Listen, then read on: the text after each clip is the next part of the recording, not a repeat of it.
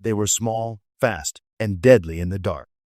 Our 3 PT boats cut through the black waters of Blackett Strait like knives through silk, engines muffled to a whisper, leaving barely a wake behind us.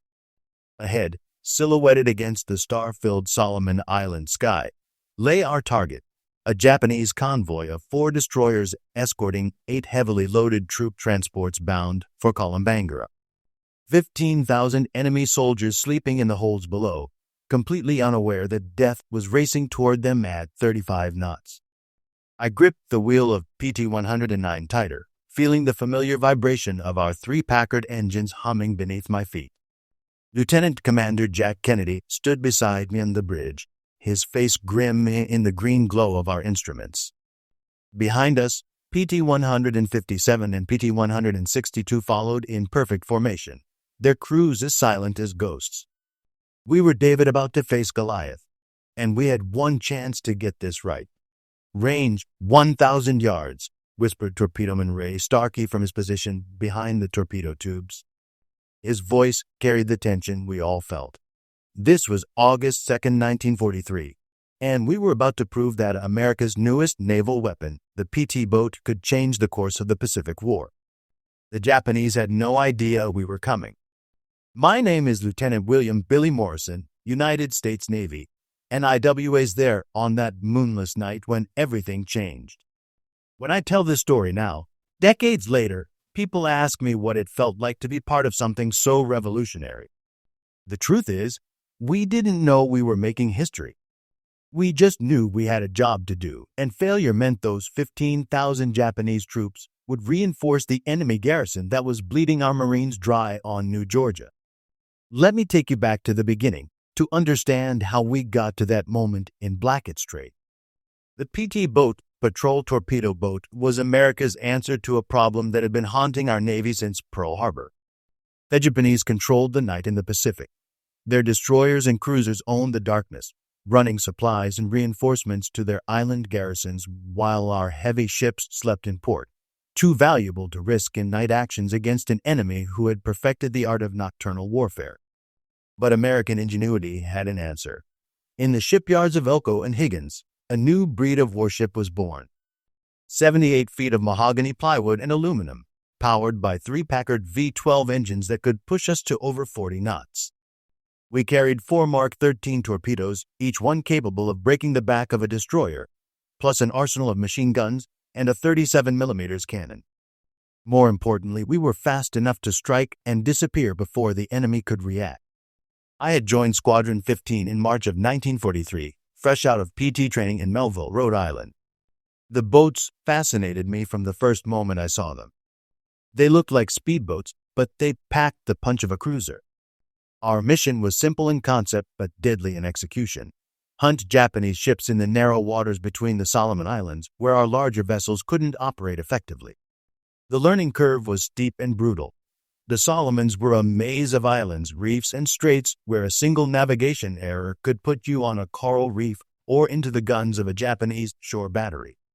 The enemy knew these waters intimately, having operated here since 1942. They had coastal observers, seaplane bases, and destroyer squadrons that made regular runs down what we called the slot, the channel between the major islands where most of the naval fighting took place. Our base was at Rendova, a muddy, jungle-covered island that the Marines had captured just weeks before. Living conditions were primitive: canvas tents, sea rations, and the constant threat of Japanese air raids. The heat was oppressive, the humidity unbearable, and the mosquitoes carried malaria. But morale was high because we knew we were pioneering a new kind of naval warfare.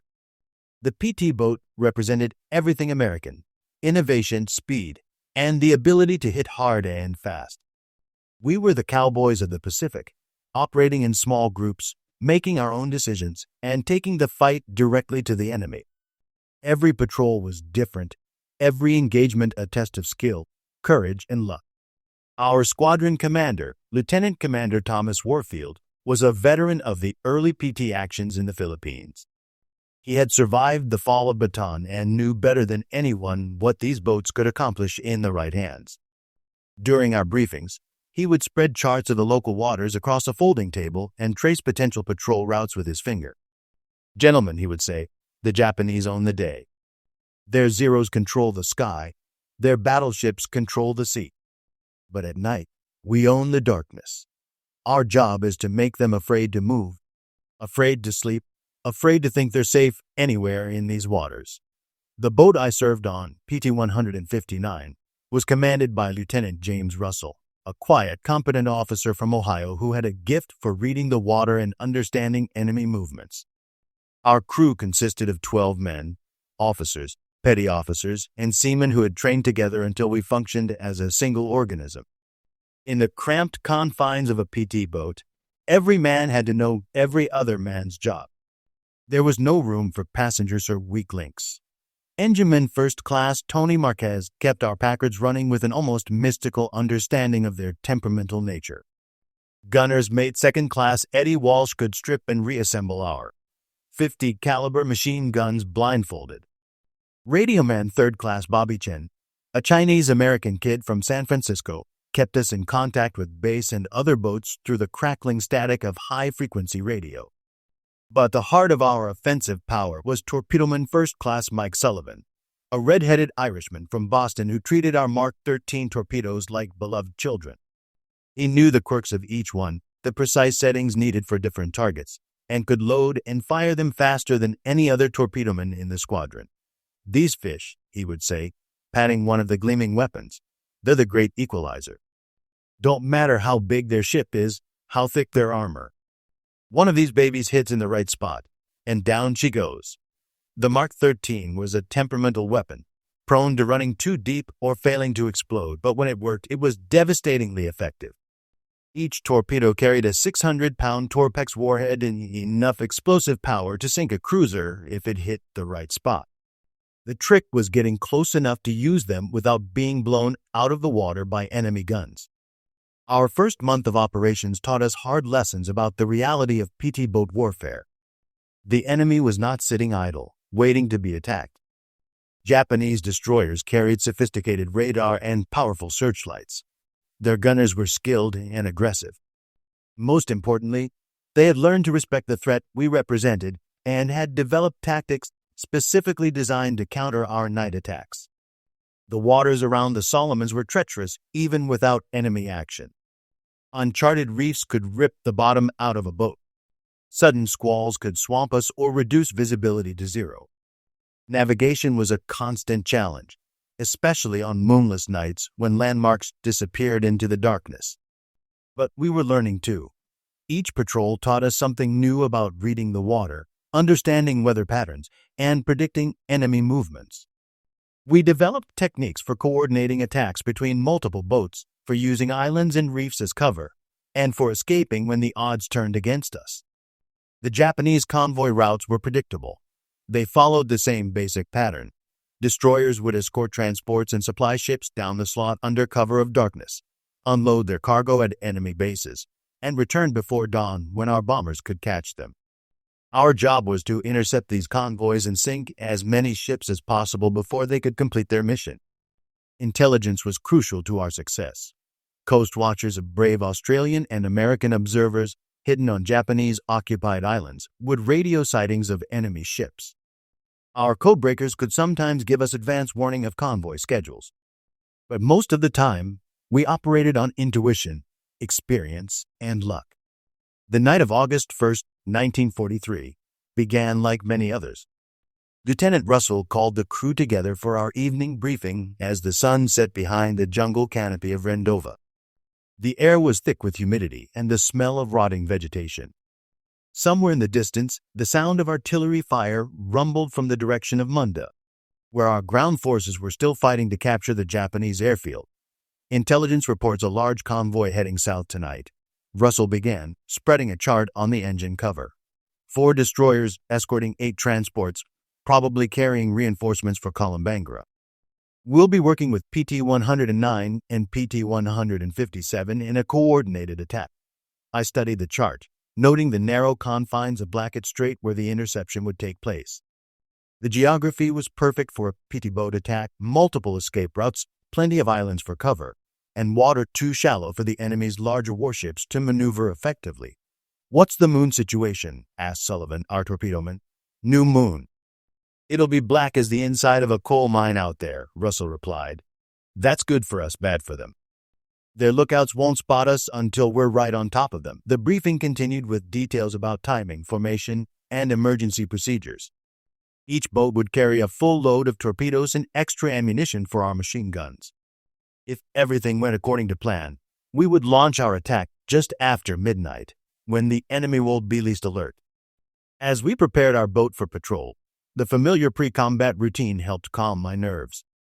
I checked our navigation equipment, tested our radio, and went over the charts one more time. Sullivan inspected his torpedoes, running through the firing sequence with practiced precision. The rest of the crew cleaned weapons, checked equipment, and made sure everything was secured for high-speed maneuvering. At 2,100 hours, we cast off from our mooring and headed into the darkness. The three boats moved in line astern formation, maintaining radio silence and running without lights.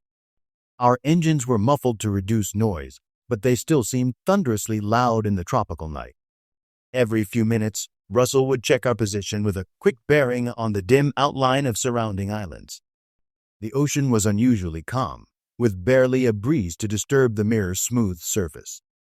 This was both good and bad. Good, because it would make torpedo running more accurate. Bad, because our wakes would be clearly visible to any sharp-eyed lookout. We reduced speed to minimize our signature, trading speed for stealth. 2 hours into the patrol, our radio crackled to life with a coded message from base. Chen quickly decoded it and handed the result to Russell. Enemy convoy confirming and schedule. Current position 30 miles north of our location. Speed 12 knots. Course southeast. We had them. Russell made quick calculations on his chart. If we increased speed and took a direct course through Blackett Strait, we could intercept the convoy just as it passed between Kolombangara and the smaller islands to the south. The timing would be perfect. The enemy would be silhouetted against the stars while we approached from the black shadow of the coastline. All boats, increase speed to 30 knots. Russell radioed to our companion PT boats. Form attack formation on my signal. The change was immediate and dramatic. Our engines roared to life, lifting bow out of the water as we accelerated. The boat began its characteristic violent bouncing as we hit our stride, every wave impact sending shudders through the hull. This was what PT boats were built for: high-speed runs in rough water, carrying death to the enemy. At 2,330 hours, we reached our attack position in the shadow of a small, nameless island. Russell cut our engines to idle, and the sudden quiet was almost deafening. In the distance, we could hear the low rumble of heavy engines, the Japanese convoy, right on schedule. Contact bearing 040, range approximately 3,000 yards, whispered our lookout. Through binoculars, I could make out the dark shapes of the enemy ships against the starfield. 4 destroyers in a diamond formation around 8 larger transports, exactly as intelligence had predicted. The Japanese were being cautious, but not cautious enough. Their destroyers were maintaining anti-submarine zigzag patterns, but they weren't expecting surface attack from such small, fast targets. Their radar, if they were using it, would have trouble distinguishing our tiny boats from the radar clutter created by the surrounding islands. Russell made his final attack plan quickly. PT-109 would attack the port side of the convoy. PT-157 would take the starboard side, and we would go straight up the middle, targeting the largest transport. It was a bold plan that would put us in the crossfire if things went wrong, but it offered the best chance of sinking multiple ships before the escorts could react. All boats, commence attack run. Russell ordered over the radio. Remember, hit fast and get out faster. Good luck. We accelerated toward the enemy convoy like a pack of hunting wolves. The water flew past our hull in sheets of phosphorescent spray as we built up to attack speed. Behind me, I could hear Sullivan making final adjustments to his torpedo tubes, setting the depth and speed for optimal performance against our chosen target. At 1,500 yards, the Japanese finally spotted us.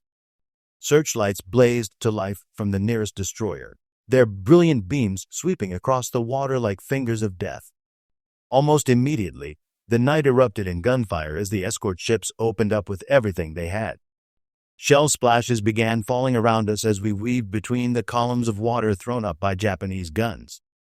The nearest destroyer was firing its main battery 5-inch guns that could blow us to pieces with a single hit. Red and orange tracers streaked overhead as smaller weapons joined the barrage. "Steady as she goes," Russell shouted over the noise of gunfire and engines. "Sullivan, prepare to fire." At 800 yards, we had a perfect shot at the largest transport, a converted passenger liner that was disgorging landing craft from its cargo holds. It was easily 400 feet long and packed with Japanese soldiers who would soon be fighting our Marines on New Georgia.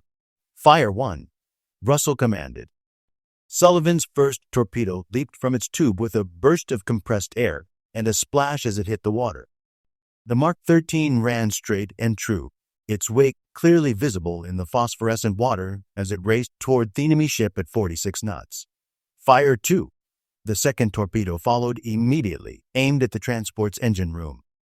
Now we had to turn and run before the enemy destroyers could bring their full firepower to bear on our position. But before we could complete our turn, the night lit up with a tremendous explosion. Our first torpedo had found its mark, hitting the transport just forward of the bridge. The blast was so bright it momentarily blinded everyone on our boat, and the shock wave that followed rocked us like a toy in a bathtub. When our vision cleared, the Japanese ship was already listing heavily to port, its superstructure twisted and burning. Secondary explosions rippled through the hull as fuel and ammunition caught fire. We could see hundreds of figures jumping into the water as the ship began its death plunge. "One down," Sullivan shouted triumphantly. "Second fish is still running."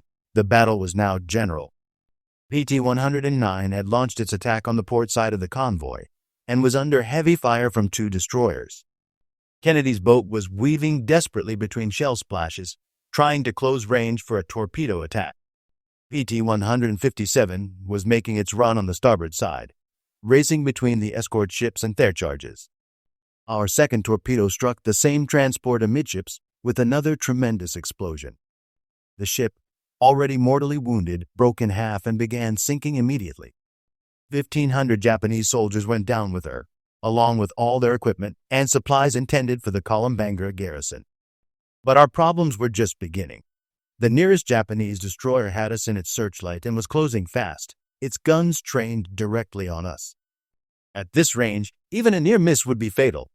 "Hard right rudder," Russell shouted. "Emergency speed." Our helmsmen spun the wheel while Marquez pushed our engines to their absolute limit. The PT boat heeled over so sharply that water poured over the starboard rail, but we managed to avoid the salvo of shells that would have destroyed us. Instead, the projectiles passed just over our heads with a sound like tearing canvas. Now we were running for our lives, weaving between islands and reefs while the Japanese destroyer pursued us with methodical precision. Their gunners were good, very good, and they were getting our range with each salvo. Shell splashes walked closer and closer to our racing boat. Behind us, the battle continued to rage. PT-109 had managed to hit one of the destroyers with a torpedo, but Kennedy's boat was now taking heavy fire from the remaining escorts. PT-157 was making another attack run, trying to finish off a damaged transport that was still afloat despite multiple hits. A Japanese shell burst just off our port bow, showering the boat with fragments and seawater. One piece of shrapnel cut a gash in the side of our hull just above the waterline. We were hit, but still running. "Damage report," Russell called out. "Hull breach sealed," replied our carpenter's mate. "We're still watertight." The destroyer was gaining on us, its superior size and power beginning to tell. But we had one advantage: the enemy couldn't match intimate knowledge of these waters. Russell was heading for a passage between 2 coral reefs that only a shallow draft boat like ours could navigate. If we could make it through, the deeper draft destroyer would have to break off pursuit or risk running aground. The gap between the reefs was barely 50 yards wide, marked only by the white foam of breakers on either side. In daylight, it would be a tricky passage. In darkness, at 35 knots, with a Japanese destroyer shooting at us, it was nearly impossible. "Hold her steady," Russell warned our helmsmen. "If we hit those reefs, we're fish food." The coral heads flashed past on either side, so close I could have reached out and touched them. Behind us, the Japanese searchlight was still locked onto our stern, but their shells were now falling short as the destroyer captain realized the danger to his own ship. We shot through the gap with barely 3 feet of clearance on either side.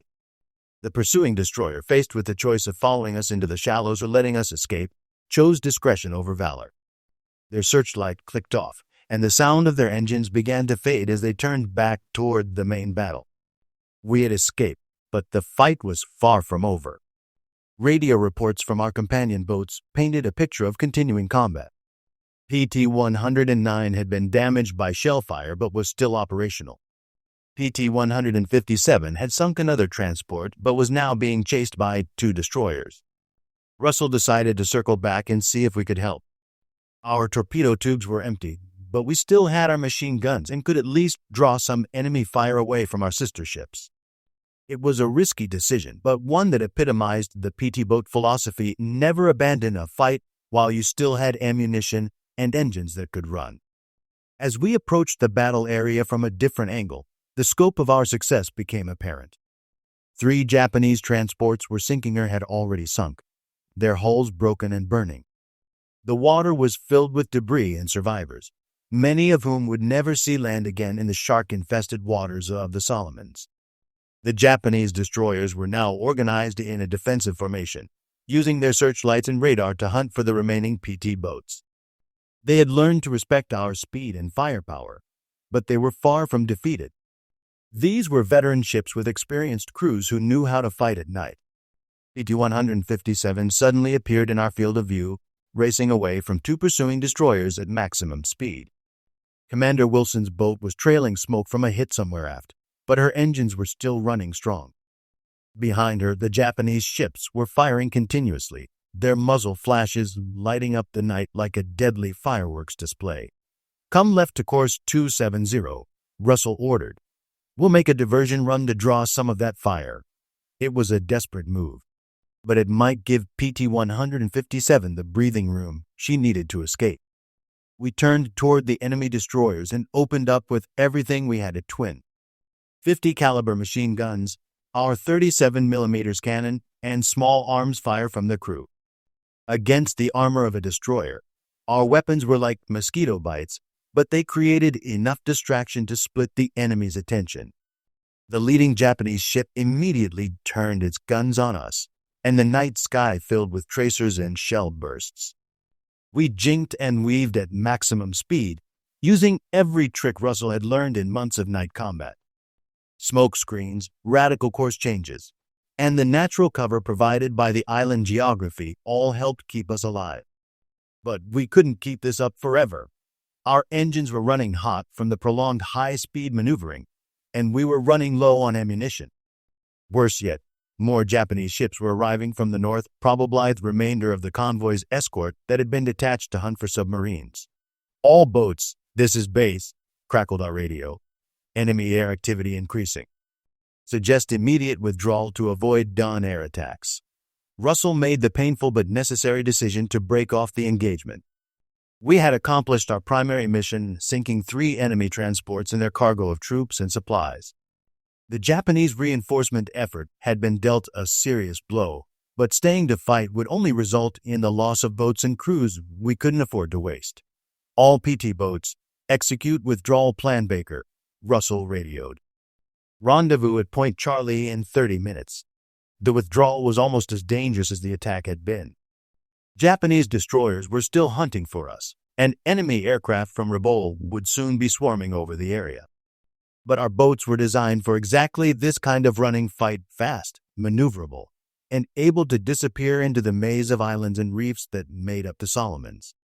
We made our escape by splitting up and taking different routes back to base.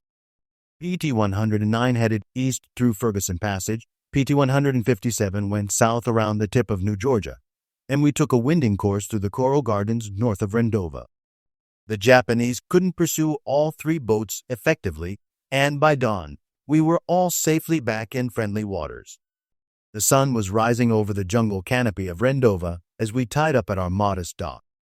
The base was already buzzing with activity as intelligence officers prepared to debrief us and maintenance crews got ready to repair battle damage.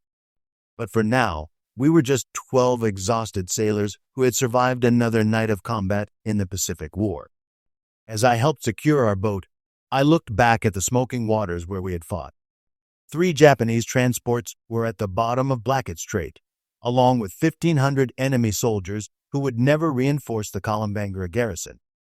The strategic impact of our raid would be felt for weeks as the Japanese struggled to replace the lost men and equipment. But the real significance of what we had accomplished went beyond simple numbers. We had proven that PT boats could challenge the Japanese Navy's dominance of Pacific waters at night. Our small, fast vessels had disrupted enemy operations, sunk major warships, and forced the Japanese to divert resources from offensive operations to defensive escorts. Lieutenant Commander Warfield was waiting for us at the dock, his face showing both relief and pride. "Outstanding work," he said simply. "Intelligence estimates you sank 3 transports and damaged 2 destroyers. That's 1,500 fewer Japanese soldiers heading for New Georgia." The debriefing took most of the morning as we recounted every detail of the engagement. Intelligence officers wanted to know about enemy tactics, weapons effectiveness, and the performance of our equipment. The information we provided would be analyzed and distributed to other PT squadrons throughout the Pacific, helping them develop better techniques for night combat. But for me, the most important part of the debriefing was learning about the fate of our companion boats. PT-109 had suffered moderate damage from shell fragments but no casualties. Lieutenant Kennedy and his crew had performed brilliantly, sinking 1 destroyer and damaging another before making their escape. PT-157 had been the hardest hit, with 2 men wounded and significant damage to her engines. But Commander Wilson had brought his boat and crew home safely, adding another transport to the night's tally of enemy ships destroyed. In total, our 3-boat squadron had sunk 4 Japanese ships and damaged 3 others, while suffering only minor casualties ourselves. It was exactly the kind of lopsided victory that PT boat tactics were designed to achieve maximum damage to the enemy with minimal risk to our own forces. Over the following weeks, the impact of our raid became increasingly apparent. Japanese convoy schedules became more erratic as they struggled to replace their losses. Enemy reinforcement efforts slowed significantly, giving our ground forces on New Georgia and other islands crucial advantages in their ongoing battles. More importantly, word of our success spread throughout the Pacific Fleet, inspiring other PT boat squadrons to adopt similar aggressive tactics. What had started as an experimental concept using small, fast boats to challenge major warships had proven itself in combat and was now being copied and refined across the theater. The Japanese response was predictable but ineffective. They increased the size of their destroyer escorts and began using different routes to avoid our patrol areas. But they couldn't escort every ship or defend every convoy route. The vast distances of the Pacific worked in our favor, giving us multiple opportunities to strike where the enemy was weakest. I would participate in dozens more PT boat raids over the following months, each one building on the lessons learned from that first successful engagement in Blackett Strait. We refined our tactics, improved our coordination, and learned to use the unique capabilities of our boats to maximum advantage. The PT boat program would eventually grow to include hundreds of vessels operating throughout the Pacific, from the Aleutians to the Philippines. Each boat carried the same combination of speed, firepower, and aggressive spirit that had made our raids so successful. They became the eyes and ears of the fleet, the tip of the spear in countless night actions against Japanese forces. But for all the technological innovation and tactical brilliance that went into the PT boat concept, the real key to our success was something much simpler: the courage and skill of the men who crewed these vessels. In the cramped confines of a 78-foot boat, facing enemy ships 10 times our size, every man had to be a hero. There was no place to hide, no room for cowardice or hesitation. The crew of PT-159 embodied this spirit perfectly. From Lieutenant Russell's calm leadership under fire to Sullivan's deadly accuracy with our torpedoes, from Marquez's mechanical genius to Chen's steady radio work, every man performed his duties with the kind of professional excellence that wins wars. Looking back now, I can see that our raid on the Japanese convoy was more than just a successful military operation. It was a demonstration of American ingenuity, courage, and determination at a time when those qualities were desperately needed. The PT boat program proved that we could adapt to new challenges, develop innovative solutions, and execute them with devastating effectiveness. The Japanese had dominated the early years of the Pacific War through superior tactics, better training, and more aggressive leadership. But by 1943, America was beginning to turn the tide through superior technology, overwhelming industrial capacity, and the kind of tactical innovation represented by the PT boat program. Every Japanese transport we sank, every enemy convoy we disrupted, every night we made the enemy afraid to move represented a step closer to ultimate victory. The PT boat raids were part of a larger strategy of attrition that would eventually wear down Japanese resistance and make their defeat inevitable. The cost of our success was measured not just in enemy ships sunk or troops drowned, but in the gradual erosion of Japanese confidence and morale. Night after night, our boats appeared out of the darkness to strike at their most vital supply lines. The psychological impact was as important as the physical damage. The Japanese Navy could no longer guarantee safe passage even to their most heavily escorted convoys. As the war progressed, PT boat tactics evolved and improved. We learned to coordinate with submarines, aircraft, and larger surface ships in complex operations that maximized our effectiveness while minimizing our vulnerabilities. What had started as individual boat actions grew into squadron-level operations involving dozens of vessels working together toward common objectives. The technology improved as well. Better radar, more reliable torpedoes, and enhanced communication equipment made us more effective hunters. New weapons like rocket launchers and improved machine guns gave us additional firepower for different types of targets. But the basic concept remained the same: as small, fast boats carrying the fight directly to the enemy. My last patrol in PT 159 came in November 1943, just 3 months after our successful raid in Blackett Strait. By then, our squadron had sunk over 30 Japanese ships and disrupted countless enemy operations. We had proven that American innovation and courage could overcome any advantage the enemy might possess. The boat that had carried me through so many dangerous missions was showing her age. Hundreds of hours of high-speed operations in tropical waters had taken their toll on her engines and hull. She deserved an honorable retirement, and I was proud to have served aboard her during some of the most critical months of the Pacific War. I was transferred to a new PT boat squadron operating in the Central Pacific, where the war was moving into its final phases. The lessons learned in the Solomons would prove invaluable in the campaigns to come of the Marshall Islands, the Marianas, and eventually the Philippines. Wherever American forces needed fast, aggressive naval support, PT boats would be there to provide it. But I never forgot that night in Blackett Strait when 3 small boats changed the course of naval warfare. We proved that size and armor weren't everything, that speed and audacity could overcome almost any odds. Most importantly, we demonstrated that American sailors, properly equipped and well-led, could outfight any enemy anywhere in the world. The Japanese convoy we attacked that night was just one of thousands that tried to sustain their far-flung empire during the Pacific War. But by sinking those 3 transports and their precious cargo of reinforcements, we struck a blow that echoed throughout the enemy's strategic planning. Every soldier who didn't reach his destination, every supply shipment that ended up on the ocean floor, brought ultimate victory one step closer. The PT boat program would continue throughout the war, adapting to new challenges and new theaters of operation. From the frozen waters of the Aleutians to the steaming jungles of Southeast Asia, these remarkable vessels served with distinction and honor. They carried the fight to the enemy when larger ships couldn't operate, provided crucial intelligence when reconnaissance was needed, and rescued downed airmen when no other vessel could reach them. But for me, the essence of the PT boat experience was captured in that single night of combat in August 1943.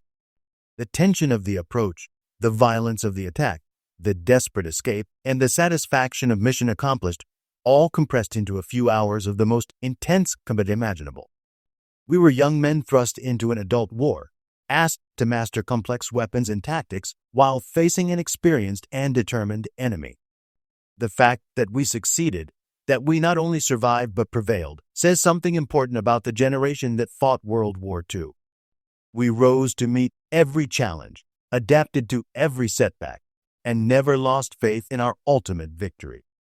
The Japanese were stunned when PT boats first attacked from the shadows because they represented something new and unexpected, a different way of thinking about naval warfare that challenged all their assumptions about how sea battles should be fought. Instead of massive ships trading heavy gunfire at long range, we brought the fight up close and personal, striking where they were weakest and disappearing before they could retaliate effectively.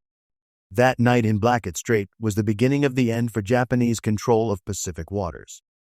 Not because 3 PT boats sank 4 enemy ships, but because we proved that American innovation, training, and courage could overcome any tactical or technological advantage the enemy might possess. From that night forward, no Japanese convoy could consider itself safe. No enemy position could be considered secure. The ripple effects of our success spread throughout both fleets. American commanders gained confidence in small boat tactics and began planning similar operations throughout the Pacific.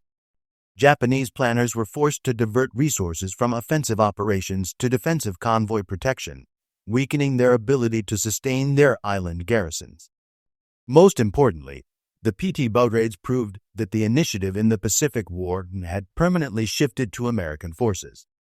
We were no longer reacting to enemy moves or struggling to contain Japanese expansion.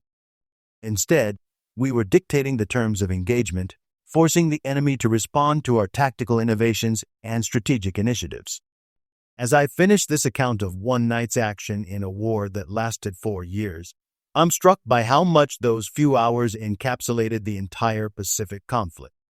The careful planning, the technological innovation, the individual courage, and the teamwork that made victory possible all were present in microcosm during our raid on the Japanese convoy. But I'm also reminded of the cost of that victory. The 1,500 Japanese soldiers who went down with their transports were somebody's sons, husbands, and fathers. They died far from home, fighting for a cause they believed in, just as we were prepared to die for ours. War is ultimately about people killing other people, and no amount of tactical brilliance or technological superiority can change that fundamental tragedy.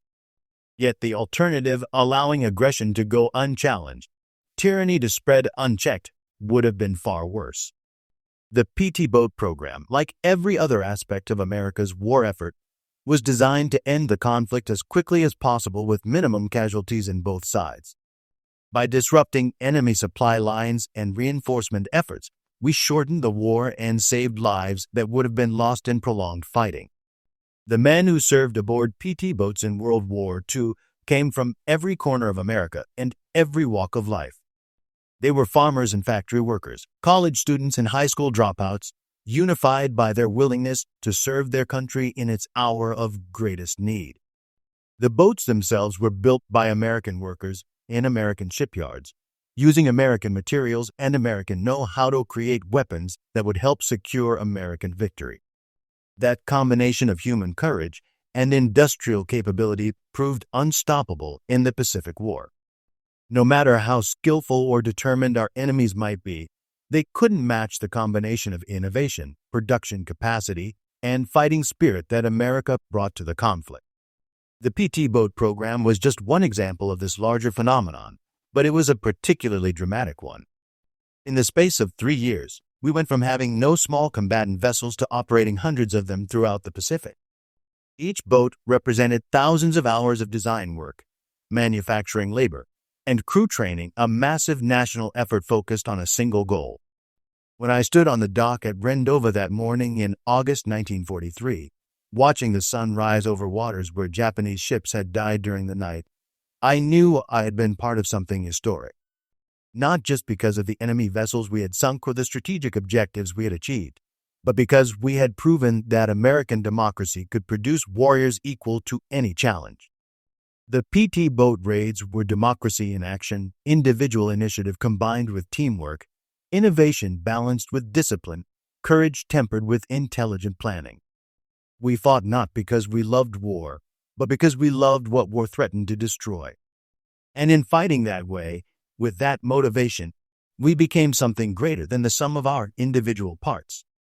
The lessons we learned in those dark waters of the Solomons would echo through naval warfare for generations to come. The concept of small, fast attack craft challenging larger warships became a standard doctrine, copied by navies around the world. But more than tactics or technology, we proved that free men, properly trained and equipped, could outfight any tyranny. I often think about the men who served alongside me in those desperate months of 1943. Some didn't survive the war. Sullivan was killed when his next boat hit a mine off Bougainville. Chen died in a kamikaze attack at Okinawa. Walsh was lost when his PT boat was sunk by a Japanese destroyer near the Philippines. They gave their lives so that freedom could survive, and their sacrifice deserves to be remembered. But many others did make it home, carrying with them the knowledge that they had helped turn the tide of the greatest war in human history. They became teachers and businessmen, farmers and engineers, passing on to their children and grandchildren the values they had fought to preserve. The PT boat experience taught us that ordinary Americans could accomplish extraordinary things when the stakes were high enough. The boats themselves were eventually scrapped or sold after the war, their mission complete. But their legacy lived on in the men who had crewed them and the tactics they had pioneered. Every modern fast attack craft, from patrol boats to guided missile vessels, owe something to those pioneering PT boats that first proved small could be deadly. As I conclude this account, I want to return once more to that moment in Blackett Strait when everything changed. 3 small boats against a major enemy convoy, David facing Goliath with nothing but courage, skill, and American ingenuity. We were outnumbered, outgunned, and operating in enemy waters, but we had something our opponents lacked: the absolute certainty that our cause was just. When our torpedoes struck those Japanese transports, sending 1,500 enemy soldiers to the bottom of the Solomon Sea, we weren't just sinking ships. We were striking a blow for every American who had died at Pearl Harbor, every Marine fighting in the jungle hell of Guadalcanal, every pilot shot down over the Pacific. We were proving that aggression would not go unpunished, that tyranny would not prevail. The Japanese were indeed stunned when PT boats attacked from the shadows because they had underestimated both our technological capability and our fighting spirit. They learned too late that Americans could master any weapon, adapt to any challenge, and fight with a ferocity that matched their own. By the time they understood the threat we represented, it was too late to counter it effectively. That night in August 1943 marked the beginning of the end for Japanese naval dominance in the Pacific. Not because of what 3 PT boats accomplished in a single engagement, but because of what those boats represented: American innovation, determination, and the willingness to take the fight directly to the enemy regardless of the odds. In the years since the war ended, I've often been asked what it felt like to be part of something so historic. The honest answer is that we didn't think about history while we were making it. We thought about our shipmates, our mission, and getting home alive. Only later did we realize that we had been present at one of those moments when the course of human events shifted decisively toward freedom and justice. The PT boat program proved that in warfare, as in life, it's not always the biggest or strongest who prevails. Sometimes it's the fastest, the smartest, or the most determined. Sometimes it's the one who's willing to take risks, to innovate, to fight in ways the enemy doesn't expect. And sometimes, just sometimes, it's the one who fights for the right reasons, not for conquest or glory, but for the simple right to live free. That's the real legacy of the PT boats and the men who served aboard them. We proved that democracy could produce warriors equal to any challenge, that free men could outfight any tyranny, and that American values were worth any sacrifice necessary to preserve them. In the dark waters of the Pacific, far from home and facing a determined enemy, we kept faith with those values and emerged victorious. The Japanese convoy we attacked that night was just one of hundreds that fell victim to PT boat raids during the Pacific War. But it was also the first to discover that America's smallest warships could be its deadliest, that shadows could hide death, and that the initiative in the Pacific had passed forever from the forces of aggression to the champions of freedom.